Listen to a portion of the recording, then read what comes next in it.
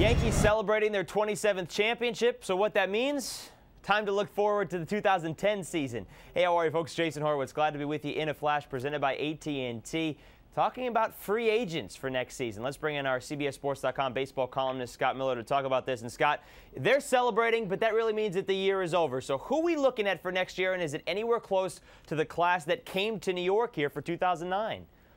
No, Jason, and that's one reason the Yankees opened their wallet and went big in the free agent market last winter with Mark Teixeira, CC Sabathia, and A.J. Burnett, because of a couple of reasons. One, there was an immediate need for the Yankees, and which was exacerbated not only by the holes in their roster, but the fact that they didn't make the playoffs last year.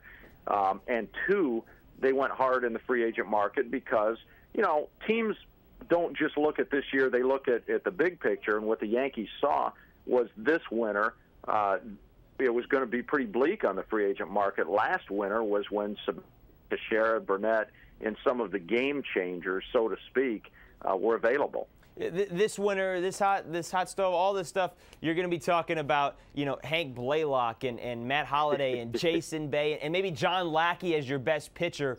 Are we looking at the same usual contenders for these guys in terms of services? Maybe anybody else that jumps into all these? Yeah, probably. I mean, you know, as you said, the two biggest hitters on the market clearly are Matt Holliday and Jason Bay. And in terms of, as you ask, the same contenders, you know, Boston would like to re-sign Jason Bay, so Boston will be they'll be heavy on that. And St. Louis would really like to re-sign Matt Holliday, and they've already talked a little bit of contract, not much, but they've at least had preliminary conversations there. Now, the difference is Scott Boras represents Matt Holliday, so you know you can expect a long, drawn-out negotiation, and where you know they're looking for the biggest dollars. Pitcher-wise, you know John Lackey is probably the marquee guy there. I mean, you know Vicente Padilla's out there